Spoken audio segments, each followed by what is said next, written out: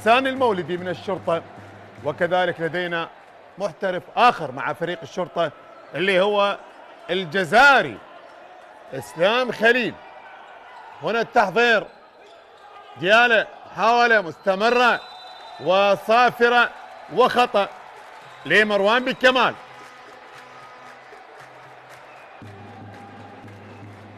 خطأ،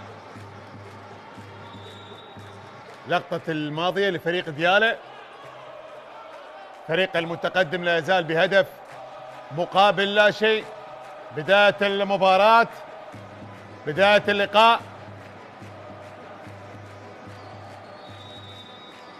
ديالة لهدف ثاني، ولكن التصدي بالأولى والثانية فيها هدف.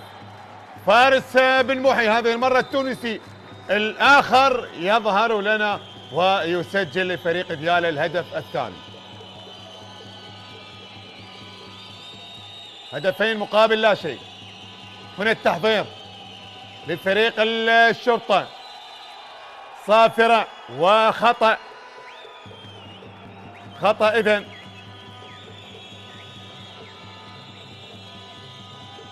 تحضير، حاولات مستمرة. غسان، شرطة،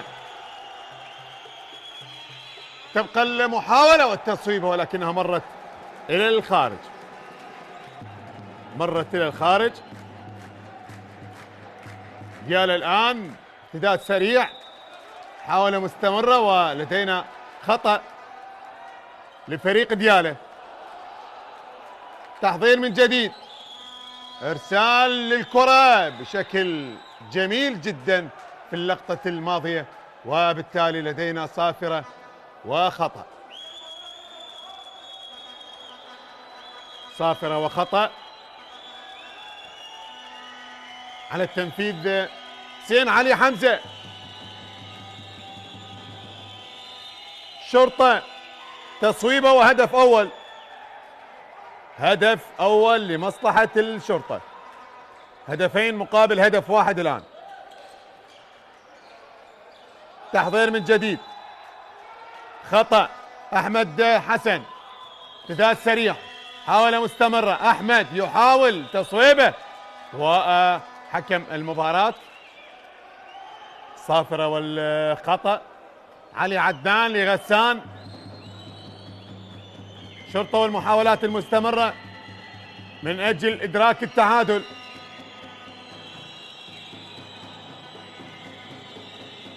تحضير الآن.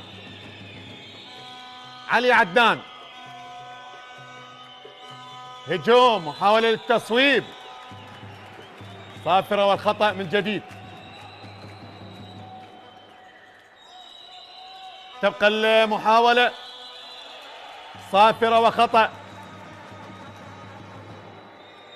خطأ للشرطة من جديد.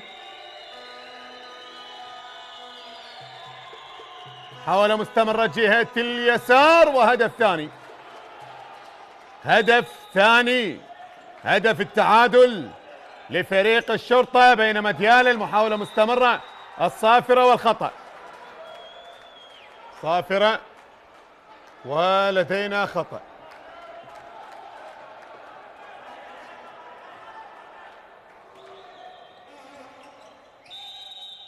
تحضير الآن.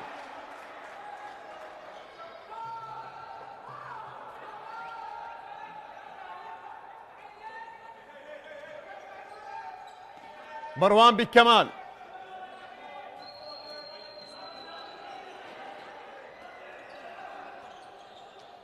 تحضير، سلام لحارس المرمى.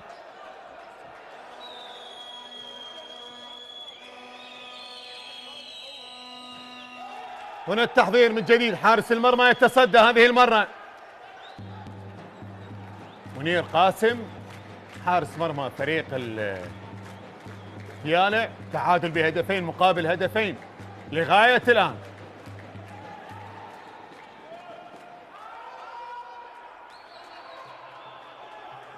تحضير لفريق ديالة.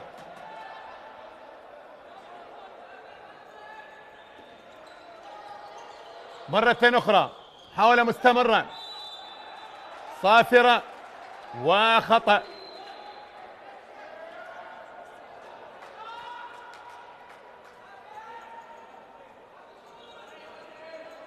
مباراة مهمة، مباراة صعبة على الفريقين. وهنا التصويبة من قبل رائد عبد عزيز وصافرة، ولدينا خطأ من جديد. خطأ الآن. تحضير عادت لحارس المرمى أحمد مكي. هنا الخطأ تنفذ بشكل سريع، المحاولة مستمرة، وخطأ من جديد لفريق الشرطة.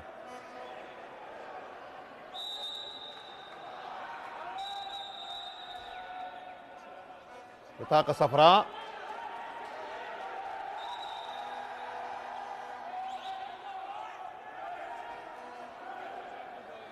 حكم اللقاء يتحدث مع اللاعب رائد عبد الزيد ومروان بن كمال اللاعب التونسي.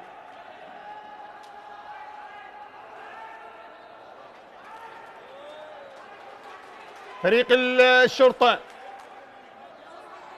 علي عدنان،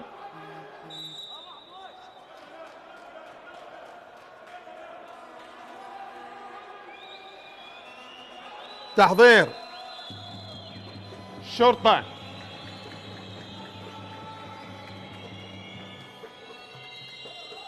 مرة أخرى تصويبة من محمد غزالي محترف الجزائري مع الشرطة. تصويبة، محاولة مرة أخرى،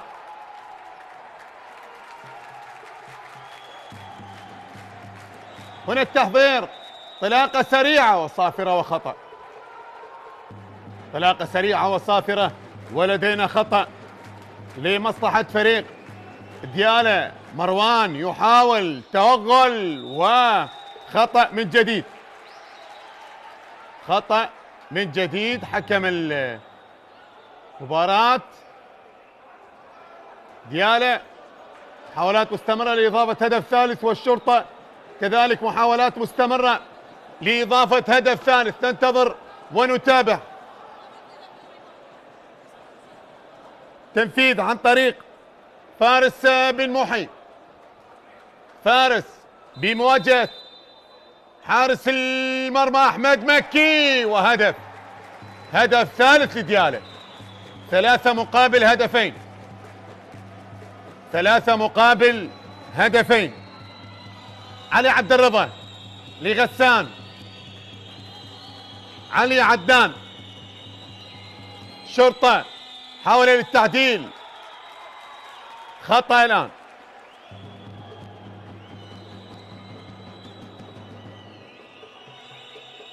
تحضير من جديد.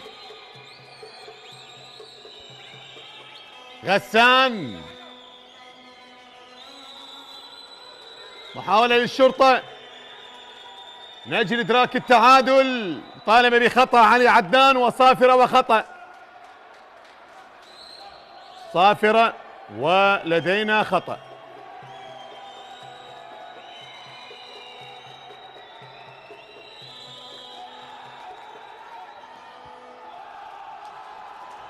هنا الارتداد.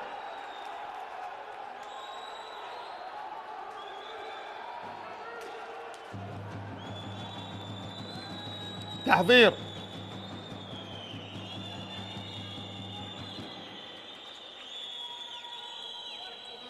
مرة أخرى تصويبة، ولكن وصلت لحارس المرمى منير قاسم. من جديد تعود لفريق الشرطة. تحضير الآن. صافرة والخطأ.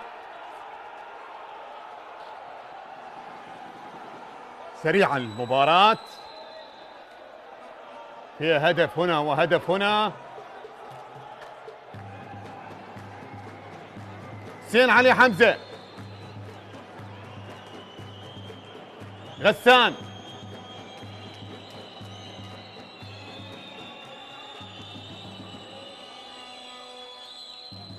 تحضير من جديد. علي عدنان.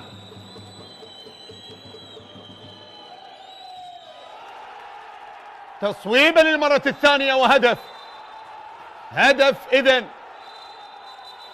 هدف. هناك اعتراض.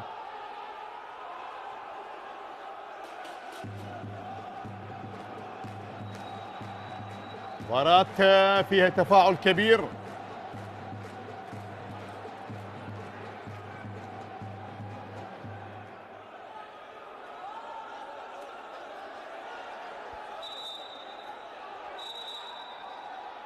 حكام اللقاء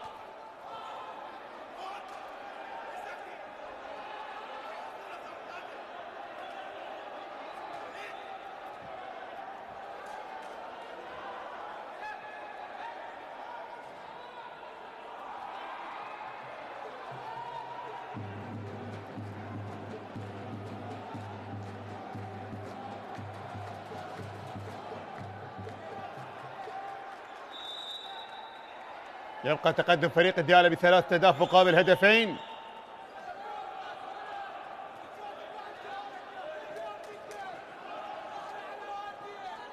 دقيقة 11 دقيقة مرت زمن الشوط الأول، وبالتالي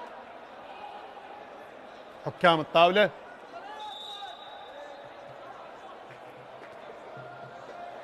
مدربي الفريقين هنا، مدرب فريق الشرطة كمال هديدر، المدرب التونسي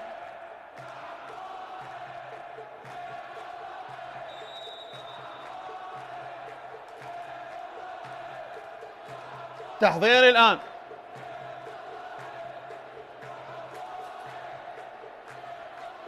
ديالى، مروان،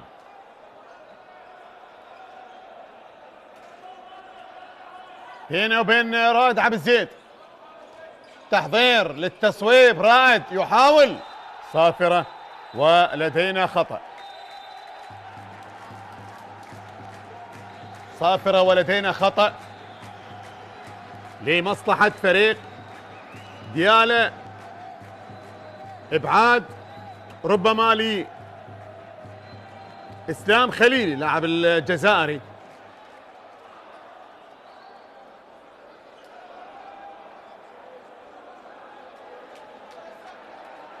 فارس بن محي على التنفيذ لمصلحة فريق ديالى. فارس يصوب وهدف، هدف لديالى. 4 مقابل 3، 4 مقابل 3 الآن فارق الهدف. مباراة صعبة على الفريقين. تحضير لفريق الشرطة بعث عن انتصار من خلال هذا اللقاء، ولكنها صعبة أمام فريق ديالى، واحد من الفرق الجيدة لهذا الموسم. وهنا تصويبة وهدف. محمد غزالي يسجل، غزالي يسجل، بينما هنا التحضير رائد عبد الزيد، طلب للكرة من قبل علي عبد المنعم. عادت الآن علي عبد المنعم لمروان، رائد عبد الزيد، رائد لمروان، تحضير وحارس المرمى احمد مكي. هنا محمد غزالي، هنا علي عبد المنعم،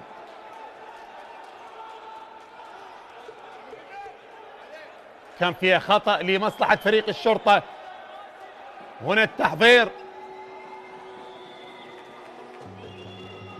علي عدان لغزالي، تحضير وهدف علي عبد الرضا، هدف التعادل. 4 مقابل 4، 4 مقابل 4، أصبحت النتيجة الآن 8 أهداف في اللقاء، 4 للشرطة مقابل 4 لديالى.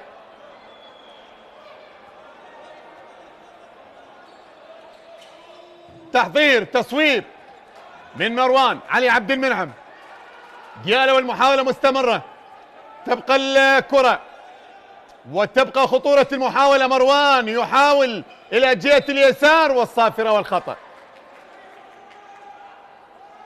الصافرة والخطأ.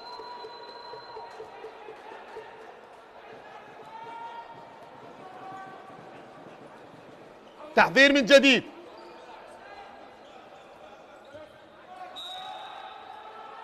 خطأ من جديد. مروان إلى جهة اليمين، محاولة وهدف. هدف خامس إذن. عبد اللطيف هاشم. عبد اللطيف يسجل هدف خامس.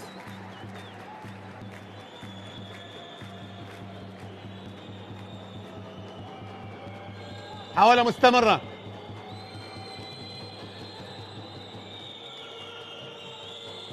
علي عدنان.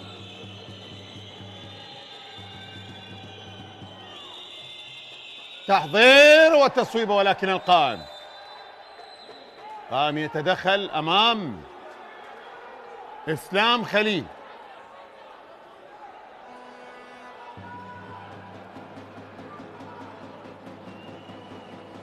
علي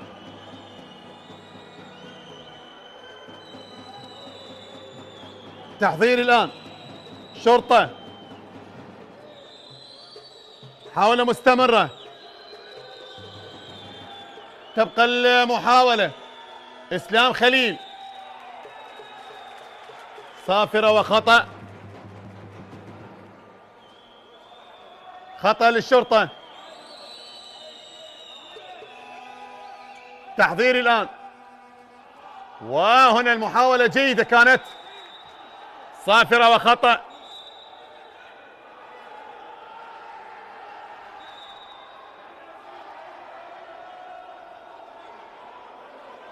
خطأ على منير حارس المرمى، منير قاسم.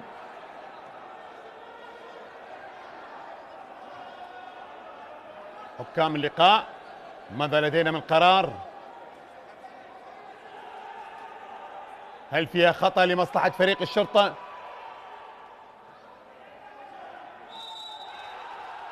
بطاقة حمراء لحارس المرمى منير قاسم. بطاقة حمراء لحارس المرمى منير قاسم.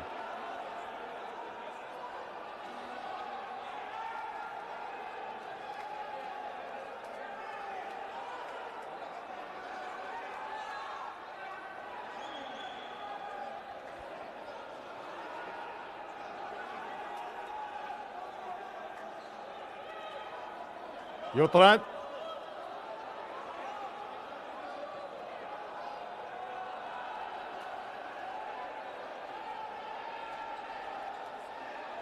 نتيجة واضحة، 5-4.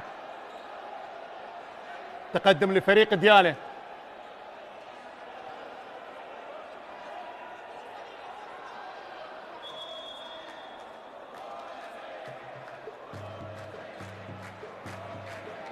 صعبة المباراة، مشدودة المباراة.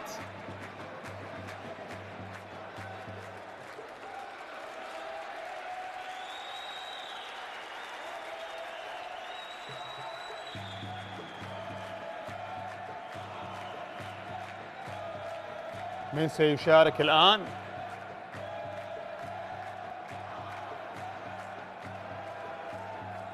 بعد البطاقة الحمراء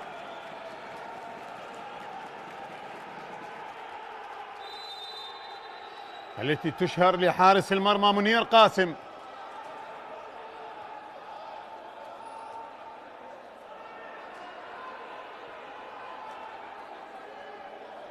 هنا التحضير.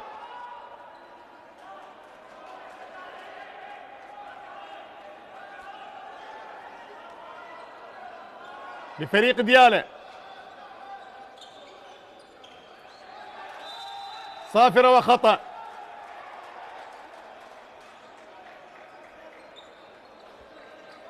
تحضير من جديد لمروان.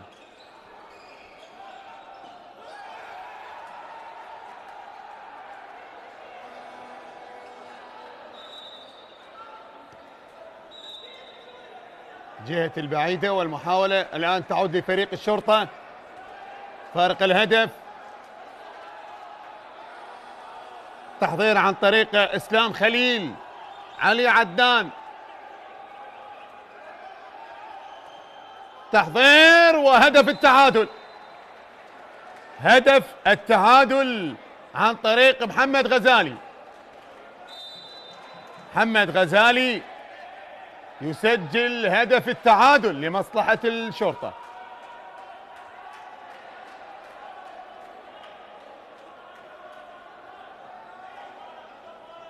هنا التحضير، راد لعلي عبد المنعم يسجل.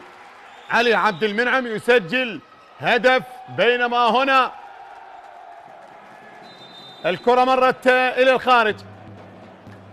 حارس المرمى طبعا كاظم أحمد، بديل لمنير قاسم.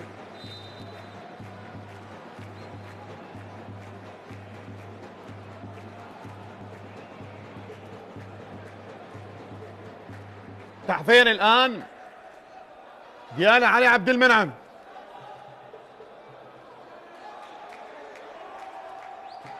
راد عبد الزيد، مروان، تمرير الكرة، محاولة مستمرة ومحاولة، ولكن أحمد مكي حارس المرمى. أحمد إسلام، ارتداد 6 مقابل 5. فارق الهدف. علي عدنان يحاول التصويب، وهنا الخطأ لمحمد غزالي.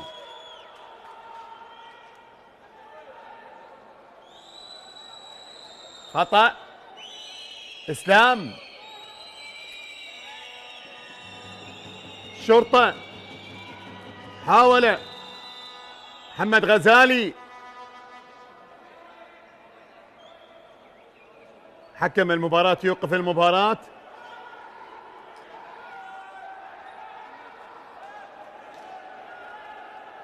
دخول لحيدر علي، وبالتالي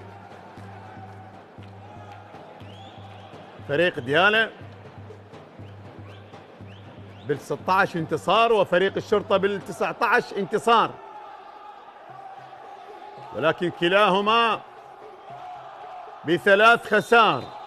الشرطة تلقى 3 خسار وفريق ديالا تلقى 3 خسار.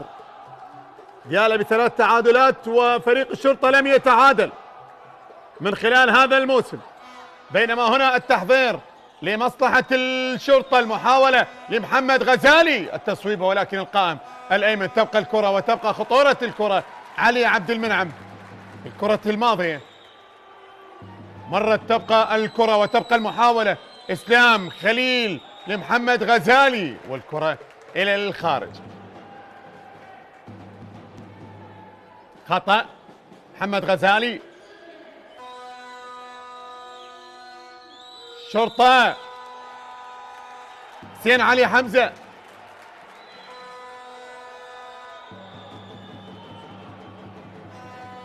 علي عدنان، حاولة مستمرة. الله الله الله، اسلام خليل، هدف جميل من اسلام خليل يسجل التعادل. 6 مقابل 6 الآن، 6 مقابل 6، ولدينا تايم اوت في آخر 10 دقائق. آخر 10 دقائق الوقت المتبقي للشوط الأول. شوط ممتاز، شوط مثير لكلا الفريقين.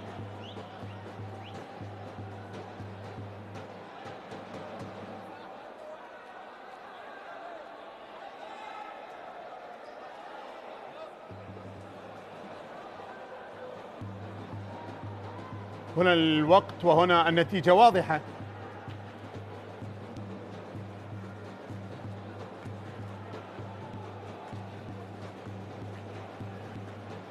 مباراة ممتازة في شوطها الأول، فيها سجال، فيها اندفاع بدني كبير.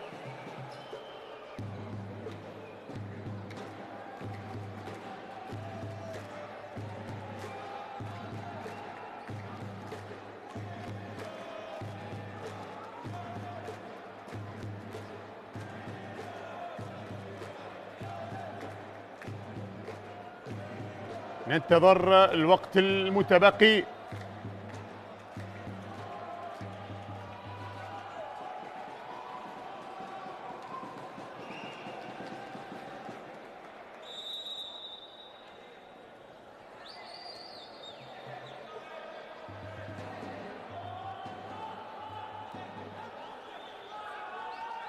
تحضير الآن.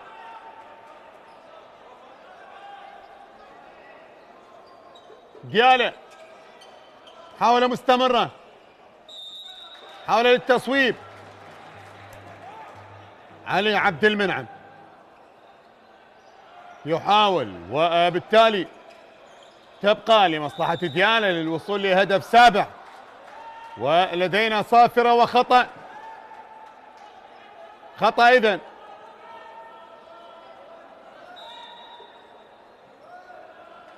ديالة حاول مستمرة. علي عبد المنعم يحاول. خطأ لعلي عبد المنعم.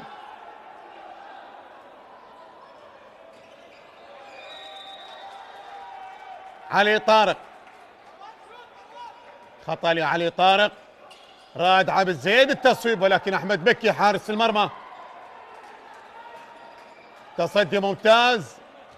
شرطة والمحاولة، وهدف للشرطة.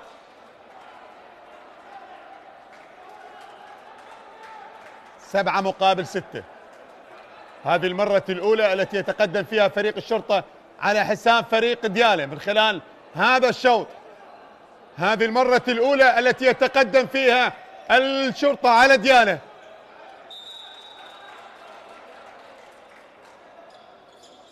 هنا التحضير. تصويبه وحارس المرمى من أمام علي عبد المنعم. هنا التحضير. إسلام.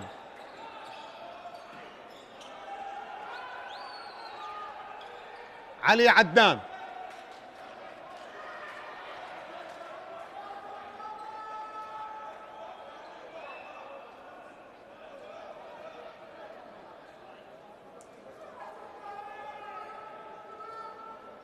غسان لعلي عدنان. تبقى المحاولة لمصلحة فريق إسلام.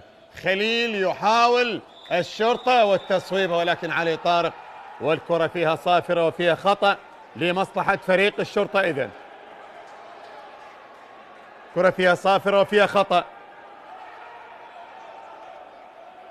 غسان قريب من الهدف الثامن لفريق الشرطة. غسان المولدي. تصويبه وهدف ثامن.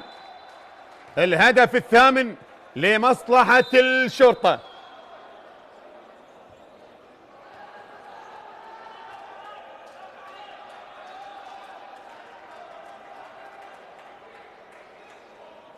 علي. تحضير. حسن صلاح. ديالة. تبقى المحاولة وتبقى الكرة لمصلحة فريق ديالة. المحاولات مستمرة. عبد اللطيف. كرة وصلت لعلي طارق. الصافرة والخطأ لديالة.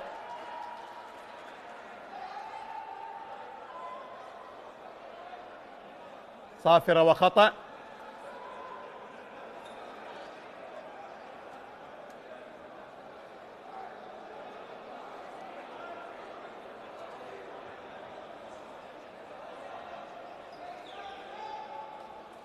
نتيجة لغاية الآن فارق ليس بالكبير.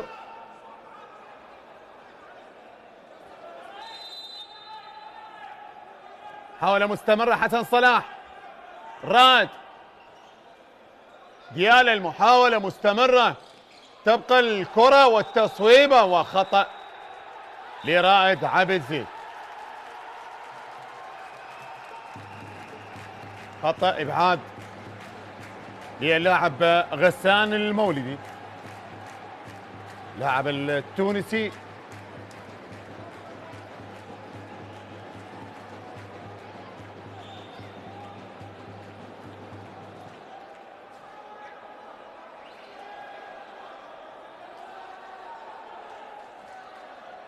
على التنفيذ فارس بن محي،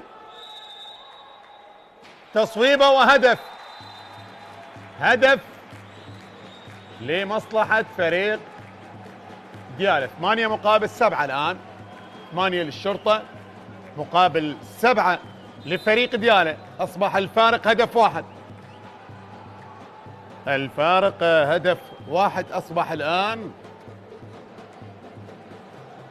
فريق الشرطة يريد أن يوسع الفارق، وفريق ديالى يريد أن يتعادل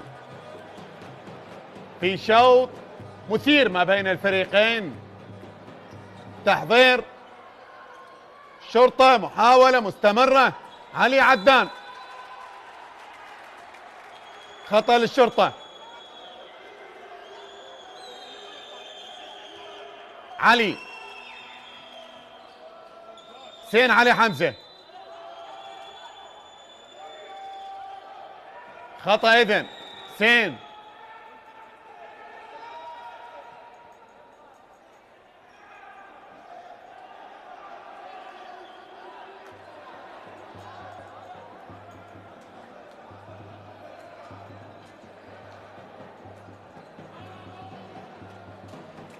حديث حكم المباراة مع مروان بن كمال لاعب التونسي.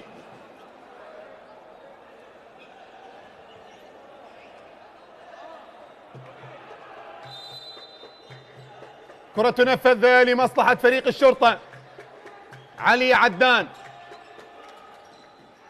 إلى جهة اليسار، وحارس المرمى كاظم أحمد من أمام لاعب كرار حيدر. هنا المحاولة مستمرة وتصويبة، وخطأ من جديد. خطأ من جديد.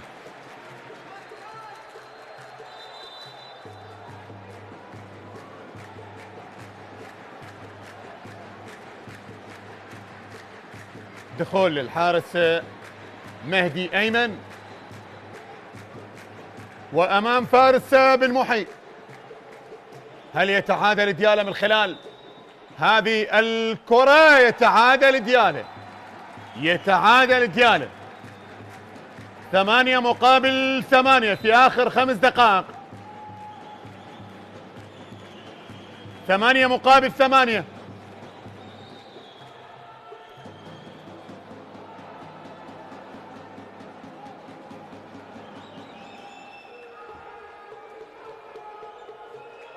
هنا التحضير، خطأ للشرطة.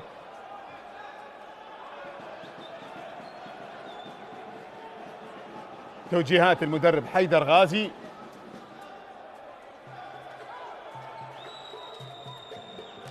مستمرة بكل تأكيد. هنا التحضير، تصويبة، وحارس المرمى يتصدى. رائد عبد الزيد لمروان. تحضير ديالى لهدف تاسع. المحاولة مستمرة، والصافرة والخطأ. الصافرة والخطأ. 16 هدف في اللقاء لغاية الآن في شوط أول. نسبة التهديف نعم ليست عالية جدا وليست كبيرة، على اعتبار أنه الفريقان أصحاب الترتيب الثالث والرابع. حضور مميز من خلال هذا الموسم، وبالتالي مباراة راح تكون صعبة على الفريقين، وراح تكون فيها الأهداف قليلة. شاهدنا في مباريات كرة اليد نتائج تصل إلى أكثر من 40 هدف لفريق، والفريق الآخر كذلك يصل لأكثر من 20 و30 هدف.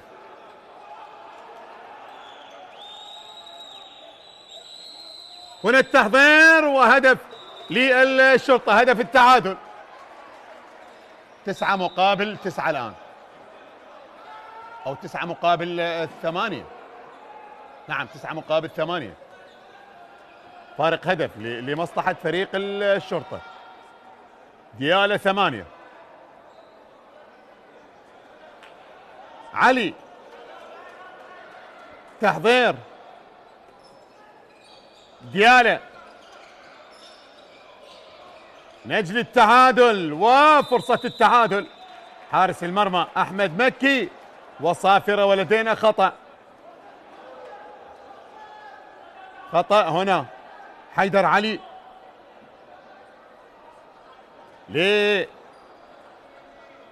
لحسن صلاح، حيدر لرائد، علي طارق،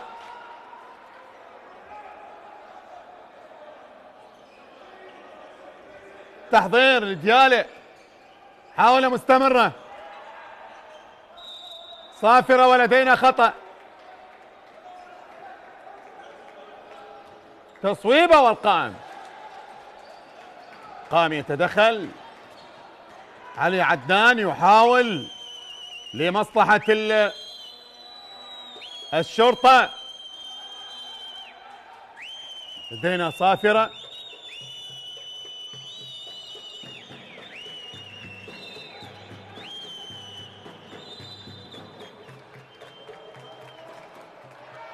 محمد غزالي لغسان. تحضير من جديد لمصلحة الشرطة. الشرطة يريد أن ينهي الشوط متفوقا، وفريق ديالى يريد كذلك أن ينتهي الشوط وهو متفوقا. ننتظر ونتابع. صافرة والخطأ.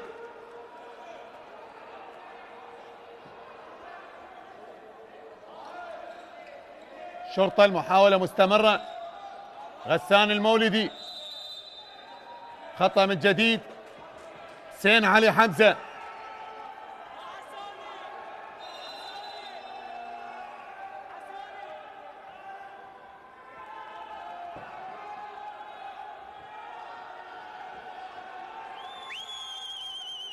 حسين علي حمزة خطأ لفريق الشرطة.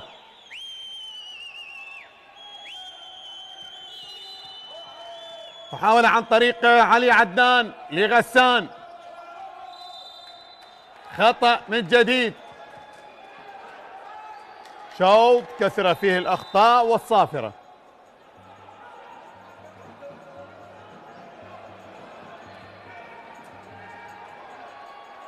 كثرت الأخطاء ووجود الصافرة من خلال هذا الشوط. هنا في قاعة ديالى 9-8 آخر 30 ثانية. آخر 30 ثانية تايم اوت لفريق الشرطة، وتفوق لفريق الشرطة ب9-8.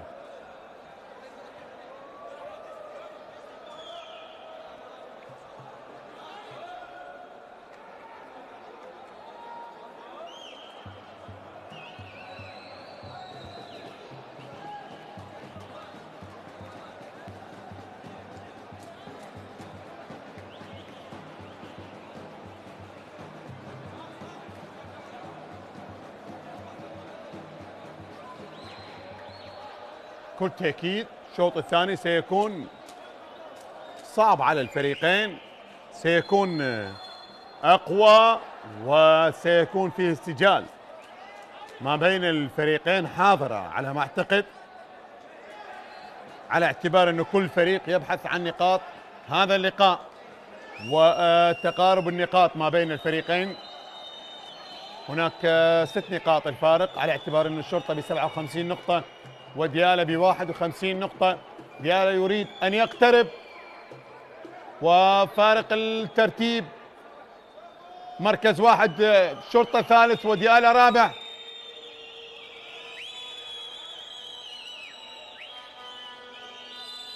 كرة تنفذ. غسان التصويبة وهدف. تصويبة وهدف عاشر. هدف عاشر. 10-8. 10-8 الآن. آخر 20 ثانية. شوط أول يذهب للشرطة، واضح جدا. واضح جدا الفارق ليس بالكبير، ولكن الشوط سيذهب للشرطة. وهنا التصويبة إلى الخارج. تصويبة إلى الخارج.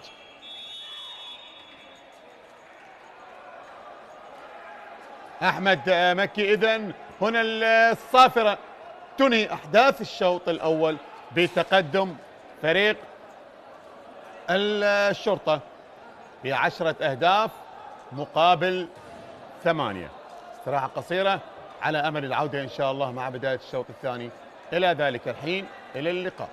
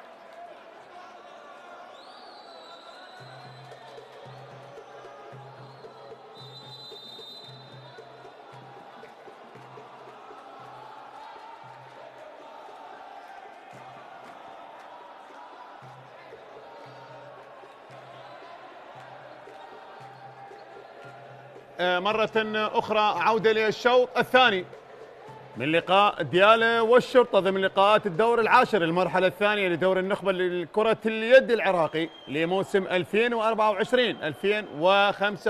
تركنا الشوط الأول بتقدم فريق الشرطة بفارق هدفين في 10 مقابل 8.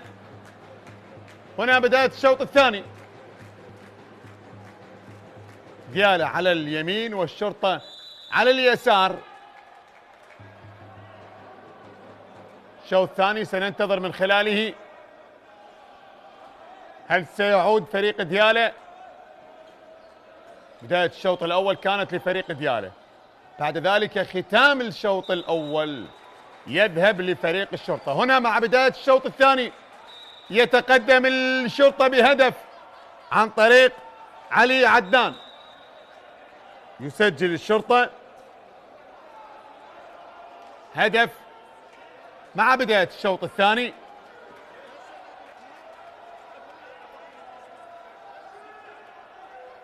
تحضير الآن،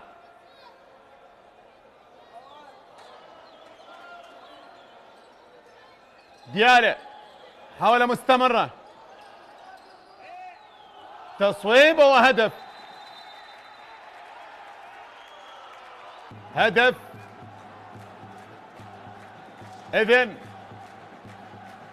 11 مقابل 9.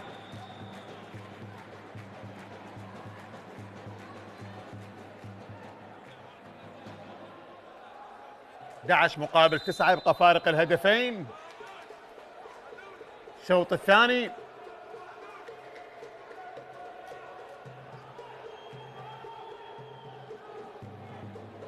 هنا التحضير،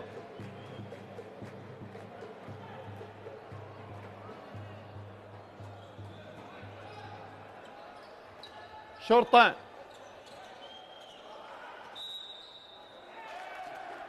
إلى الخارج، بينما هنا التحضير لفريق ديالى. ارتداد سريع، محاولة للتسجيل والتسجيل لهدف، تسجيل لهدف لمصلحة فريق ديالى. 11 مقابل 10،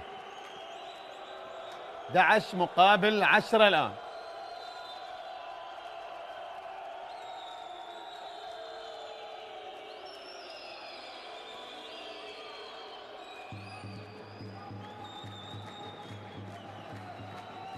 هنا التحضير، محمد غزالي. فريق الشرطة يحاول،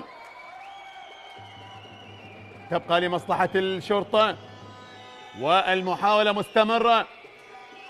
تصويبة وإلى الخارج، تصويبة وإلى الخارج.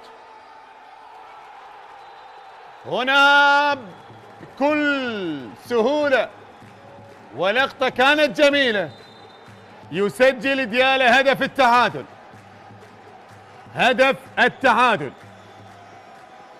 11 مقابل 11 الآن.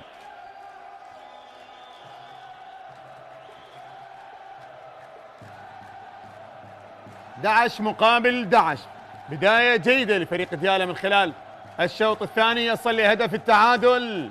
بينما هنا التحضير، شرطة قائم الأيسر عادت لديالى، ارتداد والمحاولة لا زالت مستمرة ولكنها تبقى المحاولة. علي طارق، صافرة وخطأ لمصلحة ديالى.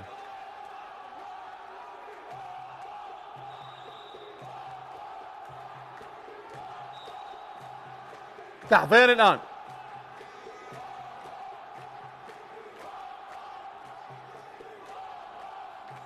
فريق ديالى. زيد، كمال، مروان بالكمال ولكن كرة مقطوعة. تحضير مرة أخرى، كرة فيها صافرة وفيها خطأ. خطأ لعبد الكريم حسن.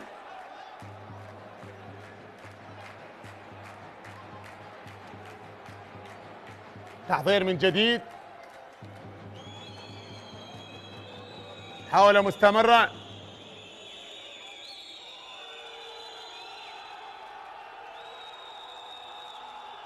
خطأ لفريق ديالى. تحضير الآن.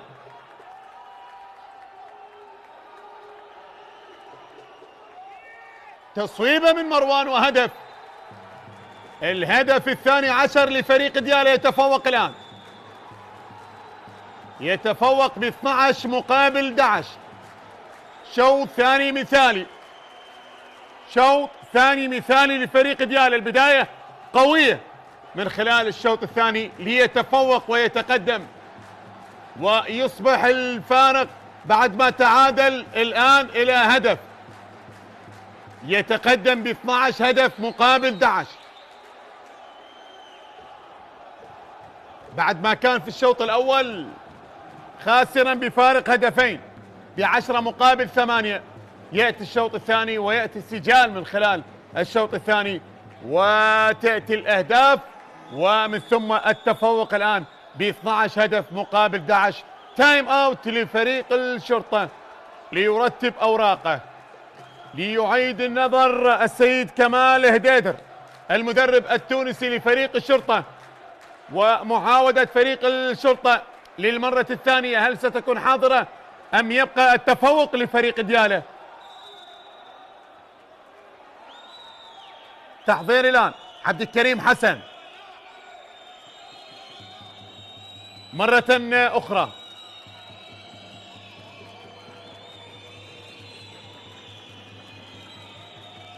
الشرطة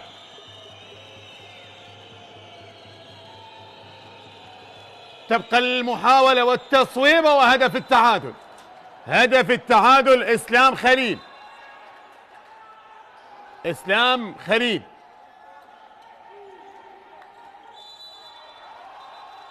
صافرة وخطأ.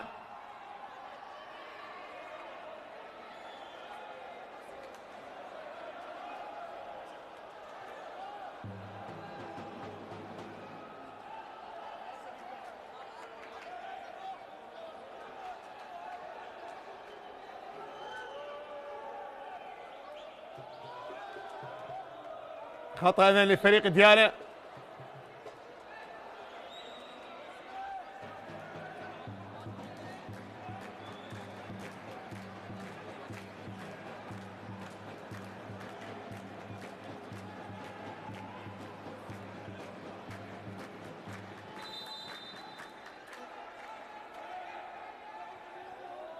تحضير من جديد لكرة الخطأ، بعد ذلك التمرير.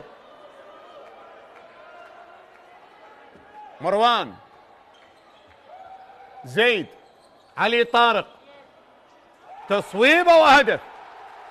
هدف عن طريق عبد اللطيف هاشم، هدف عن طريق عبد اللطيف هاشم يأتي لمصلحة ديالى، يتفوق مرة أخرى. بينما هنا الشرطة يتعادل، الشرطة يتعادل. حسين علي حمزة، حسين علي حمزة يتعادل 13 مقابل 13، 13 لكل فريق.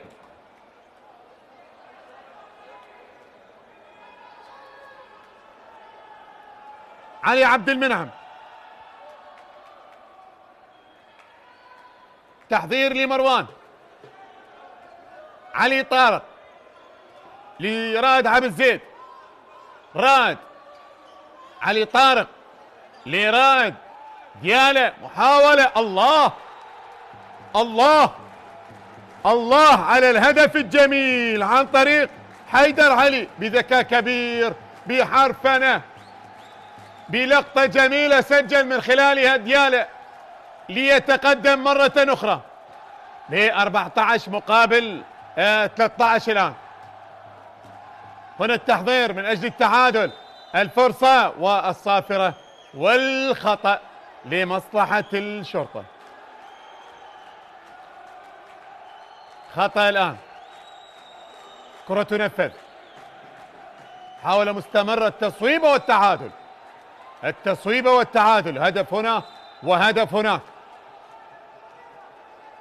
هدف هنا وهدف هناك. تحضير الآن،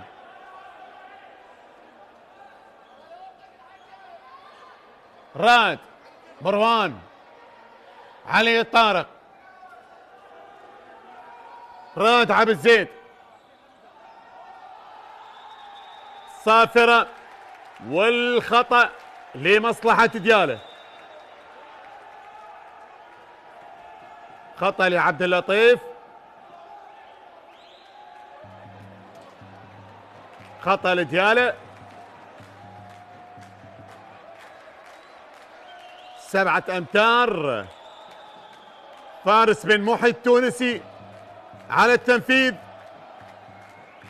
ومقتدى جلال في المرمى. مقتدى وفارس بن محي. فارس يصوب، وهدف. هدف لفريق ديالى. هدف إذن لفريق ديالى. 15 مقابل 14 الآن.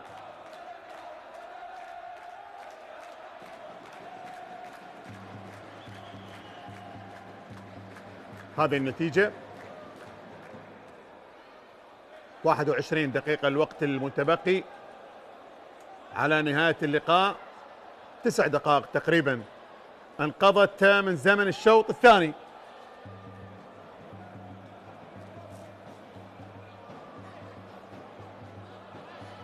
بالسلامة لي اللاعب فارس بن محي من نتائج الدور العاشر. بلدية البصرة والخسارة أمام الفتوة ب 26 مقابل 23. فوز ذي قار على الكوفة ب 29 مقابل 25. فوز السليمانية على المسيب ب 30 مقابل 27. وقبل هذا اللقاء شاهدنا لقاء نادي الحشد ونفط البصرة، وفوز الحشد ب 35 مقابل 21. لدينا مباراة متبقية، مباراة الجيش والكرخ، وكربلاء في حالة انتظار من خلال هذا الدور العاشر. بينما هنا لمروان، راد عبد الزيد، ديالى المحاولة تصويبه، وهدف جميل. هدف عن طريق مروان على ما اعتقد هو من سجل، او حيدر علي.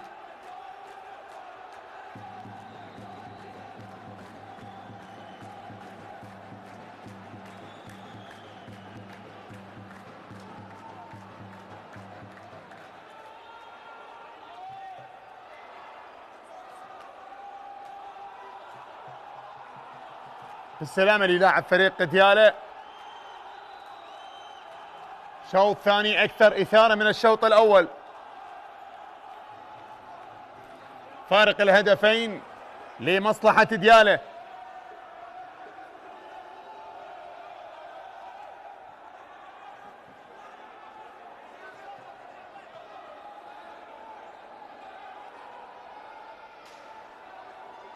واضح النتيجة والفارق. مباراة مشدودة بين الفريقين.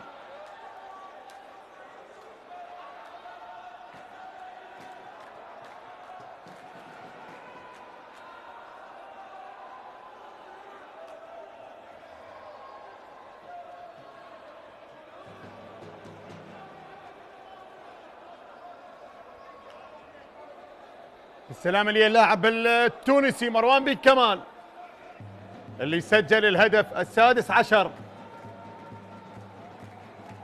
إصابة لمروان، من قبلها كانت إصابة للمحترف التونسي الآخر اللي هو فارس بن محي.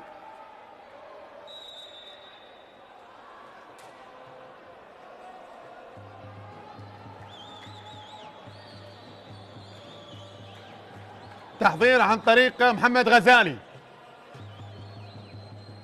إسلام، صافرة وخطأ.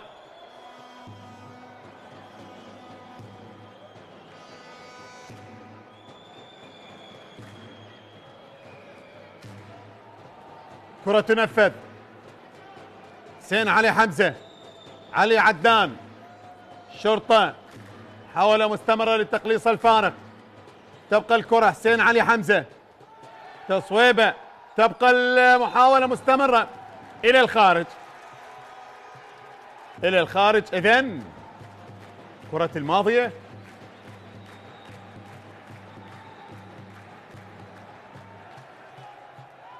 حاول عن طريق عبد اللطيف هاشم،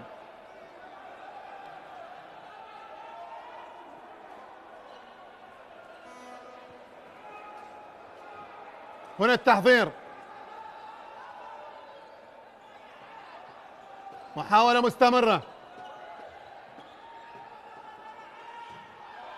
وهنا التصويبة والمتابعة للكرة عن طريق حيدر علي.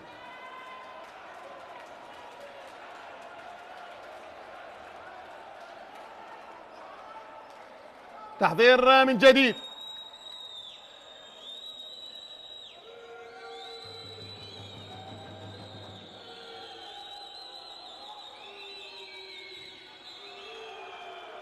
مرة أخرى. سلام لي اللاعب علي طارق،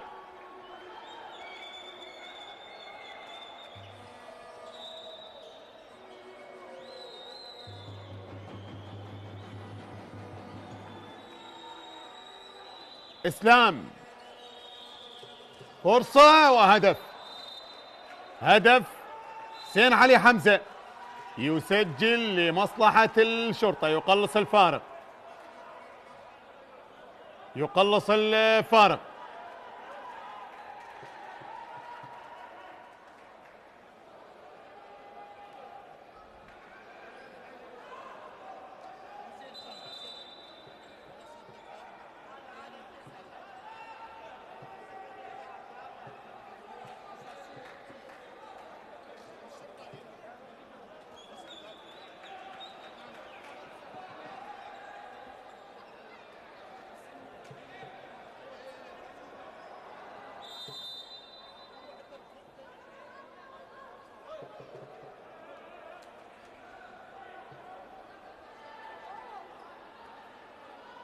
هنا التحضير، علي عبد المنعم،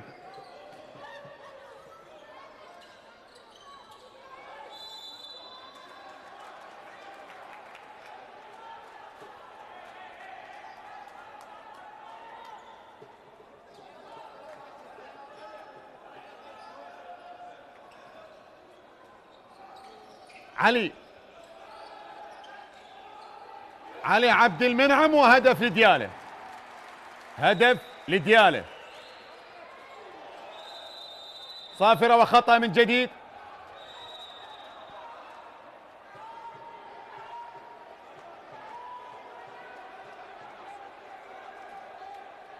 السلامة للاعب فريق الشرطة.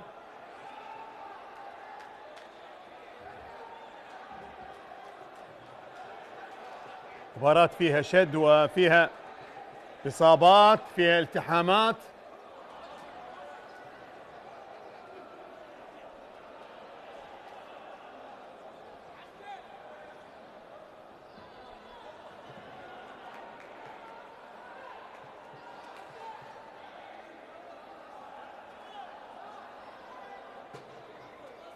فريق الشرطة يحاول بكل تأكيد أن تكون الأمور كما كانت في الشوط الأول. الدقائق الأخيرة في الشوط الأول تفوق فريق الشرطة، ولكن فريق ديالى هنا هدف للشرطة، لا يريد أن يتكرر سيناريو الشوط الأول. هنا هدف تقليص الفارق، الهدف السادس عشر لفريق الشرطة. تحضير عن طريق حيدر علي،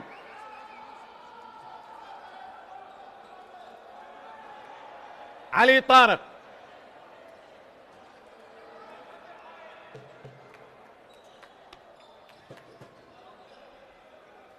كرة إلى جهة اليمين، تبقى المحاولة. هذا حيدر جبار، حيدر جبار يحاول للتصويب والخطأ لمصلحة الشرطة، خطأ لمصلحة الشرطة. أحمد مكي حارس المرمى.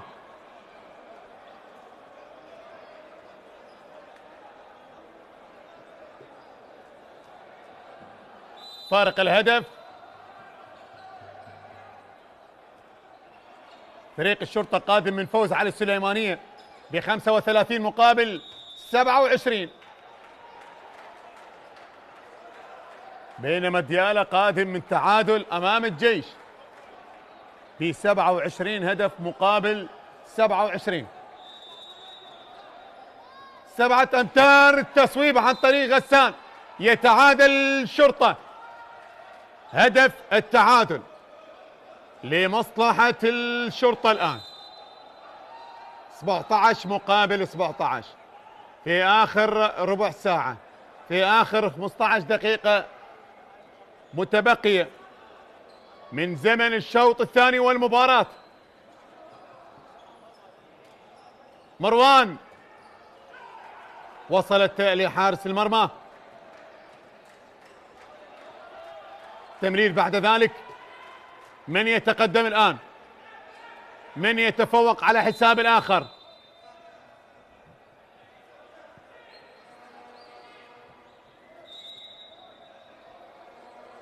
شرطة.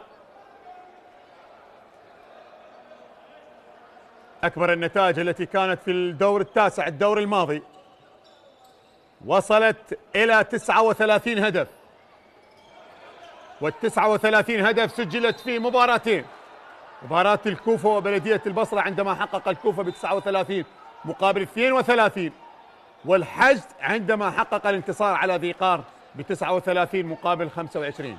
هذه أكبر النتائج التي كانت في الدور التاسع الدور الماضي، بينما هذا الدور لغاية الآن أكبر نتيجة هي لفريق الحشد على حساب نفط البصرة ب35 مقابل 21. هدف لفريق الشرطة. تنقلب الأمور الآن 19 مقابل 17. تايم اوت لفريق دياله.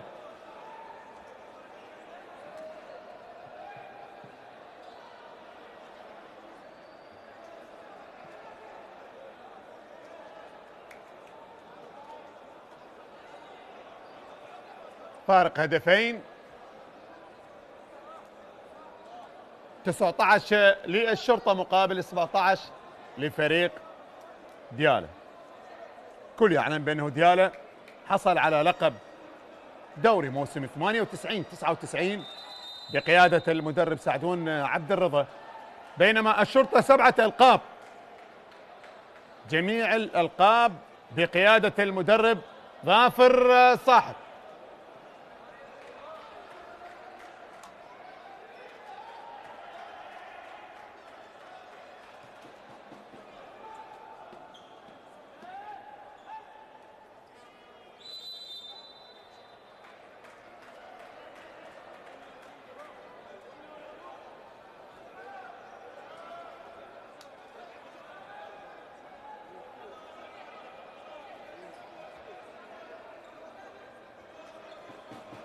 هنا التحضير.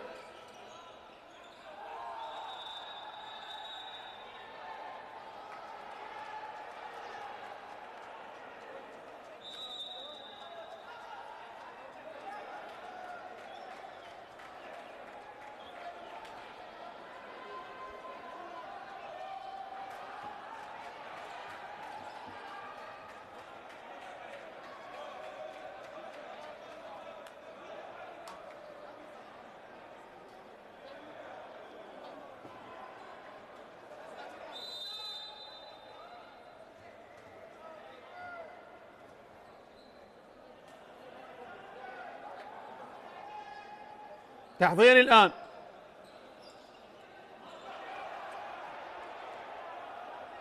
إلى الخارج.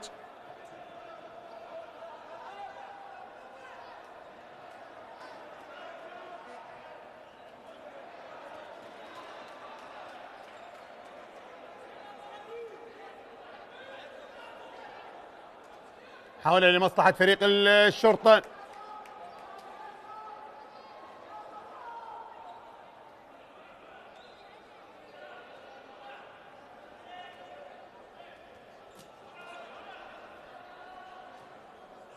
تبقى المحاولة.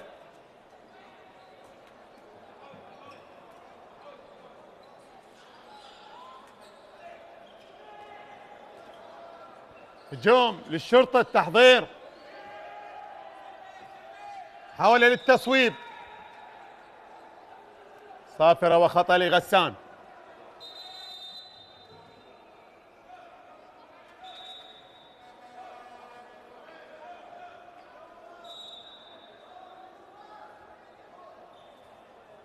تحضير الآن.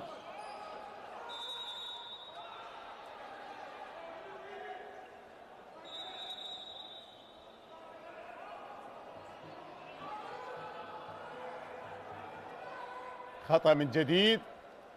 التحامات واضحة بين لاعبي الفريقين، دفاع بدني كبير. هنا التصويبة وهدف عن طريق غسان، هدف للشرطة عن طريق غسان. الشرطة بدأ يوسع الفارق.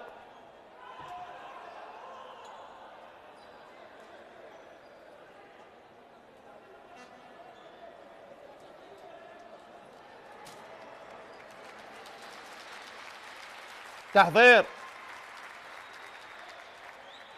ديالا،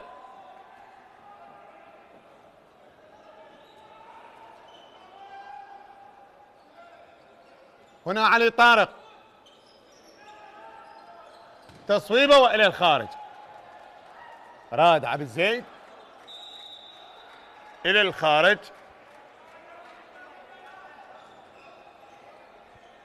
محاولات لفريق الشرطة الآن.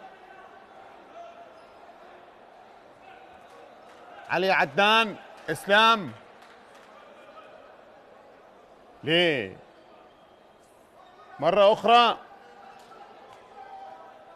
تحضير الشرطة، محاولة مستمرة. إسلام لغسان، صافرة والخطأ.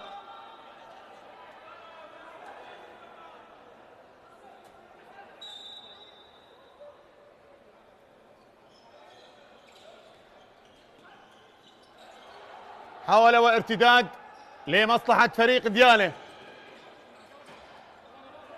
تحضير عن طريق حسين أحمد أحد البدلاء لعلي طارق. علي عبد المنعم،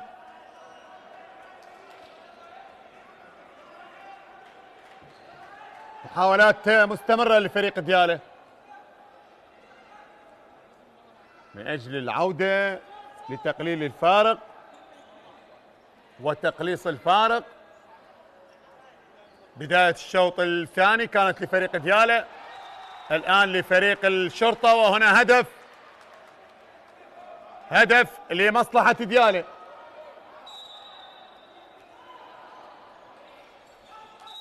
تحضير الآن.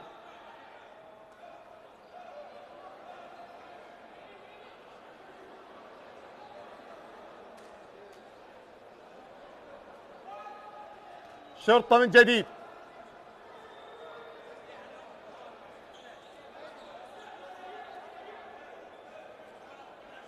حسين، علي عدنان لغسان، المولدي، ولدينا خطأ لمصلحة الشرطة. علي عدنان يحاول، خطأ لفريق ديالة، تعود الكرة. فارق هدفين، آخر 9 دقائق، 20 مقابل 18.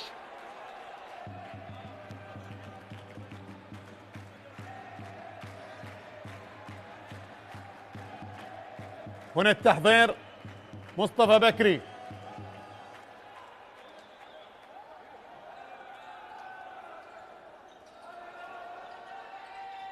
تبقى المحاولة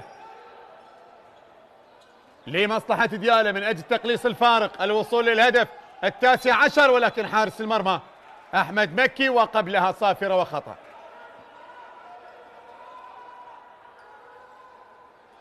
خطأ من جديد، كرة تنفذ، محاولة مستمرة وهدف هدف عن طريق مصطفى بكري. مصطفى بكري يسجل هدف تقليص الفارق.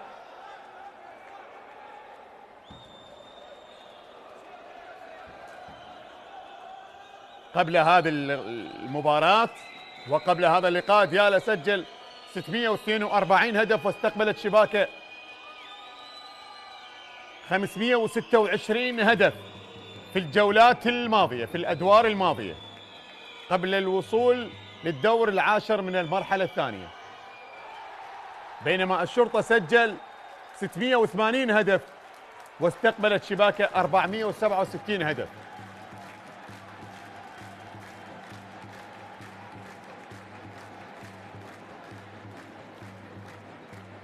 مصطفى بكري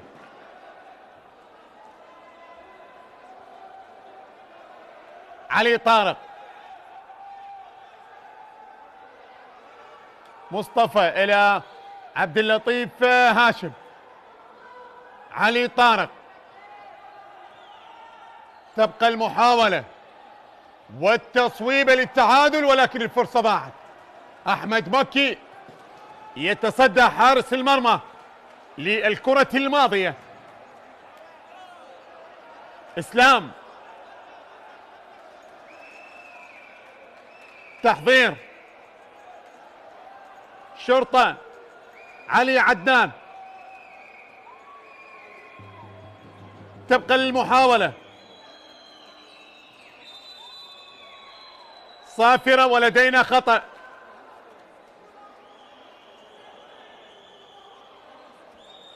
خطأ من جديد، تحضير، وحارس المرمى يتصدى بفدائية كبيرة. كاظم أحمد يتصدى للكرة الماضية.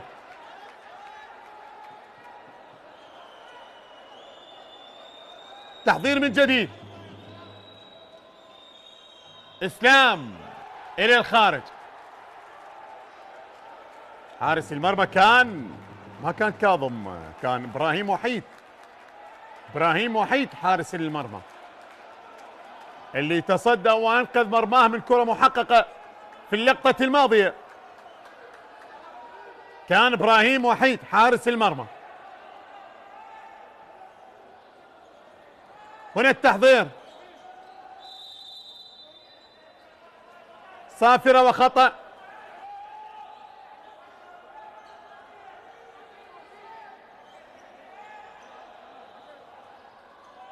ديالا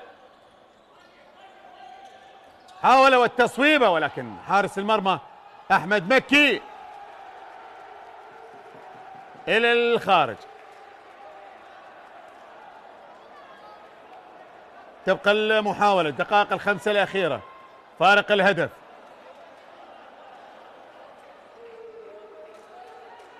علي طارق،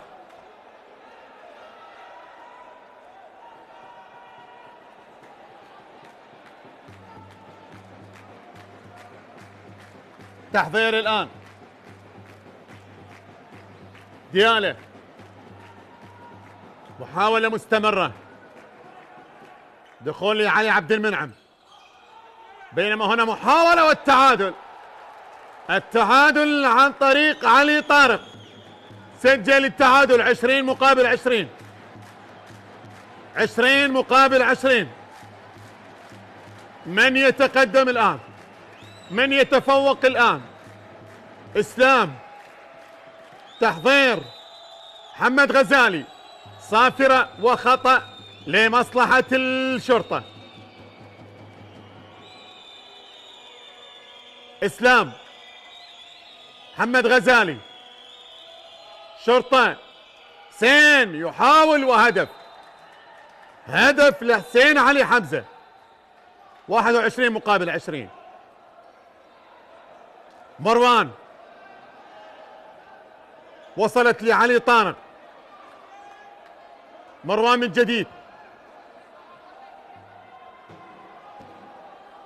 هذه المباراة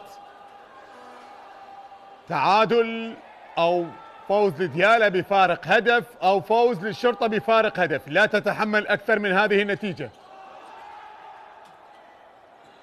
بينما هنا التحضير وهدف التعادل. هدف التعادل علي طارق. علي طارق يسجل 21 مقابل 21. 21 مقابل 21.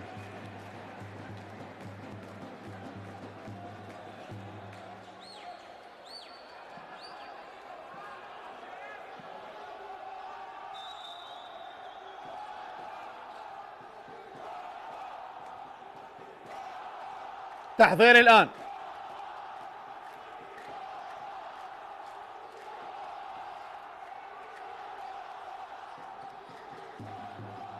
علي عدنان شرطة، حاولة مستمرة، عادت للديالة، ارتداد سريع، محاولة تبقى وفرصة، فرصة من خلال الكرة الماضية ضاعت على فريق ديالة، صافرة وخطأ.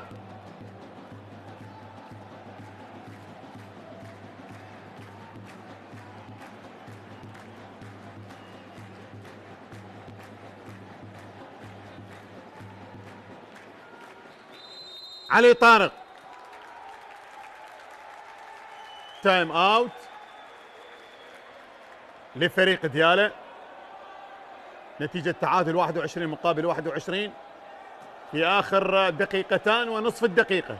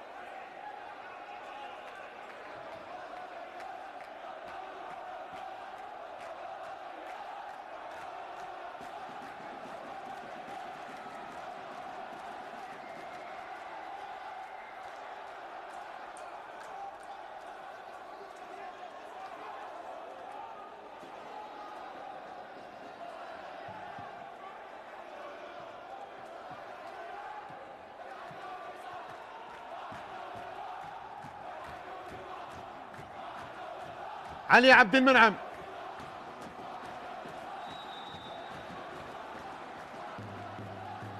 تحضير الآن. مروان مرة أخرى، عبد اللطيف، علي عبد المنعم، حاولة مستمرة، ديالة والكرة إلى الخارج، كرة إلى الخارج. دقائق الأخيرة الأمور تزداد صعوبة على الفريقين، كل فريق لا يريد أن يخسر نقاط المباراة. مباراة فيها سجال كبير وفيها إثارة وفيها اندفاع بدني كبير لكلا الفريقان. تحضير الآن، تبقى المحاولة وحارس المرمى أحمد مكي، تبقى لديالة وصافرة وخطأ. تصويبة وحارس المرمى أحمد مكي.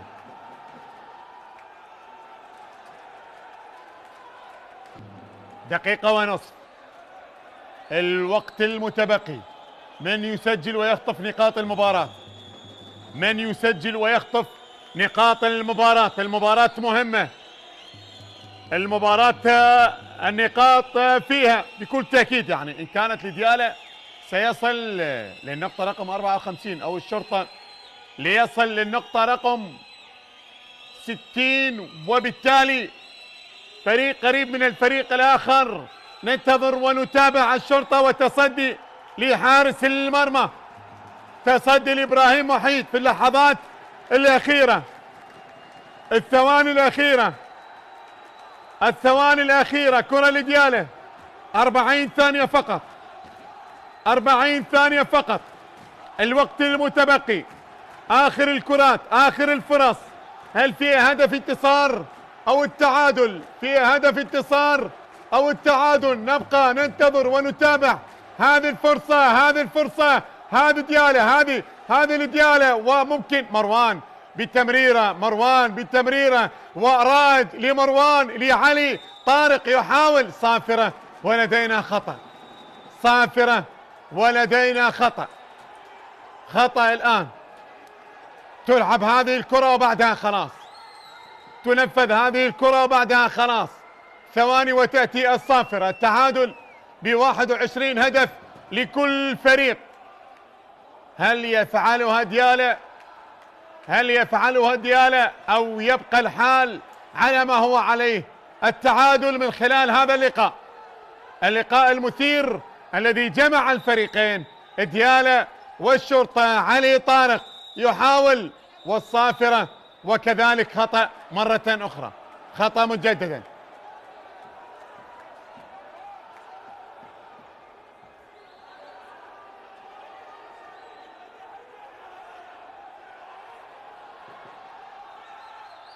خطأ. اللحظات الأخيرة. علي عبد المنعم. تصويبة عادت للشرطة. هذا ارتداد لهدف لفوز. ضاعت الكرة. الكرة الماضية كرة مباراة ولكنها ضاعت الكرة. خلاص يعني الوقت انتهى أو لا؟ الثواني انتهت أو لا؟ حكام اللقاء وحكام الطاولة. مباراة ب21 هدف لكل فريق، ب21 هدف لكل فريق. اعتقد بأن حكام اللقاء اطلقوا الصافرة لنهاية المباراة.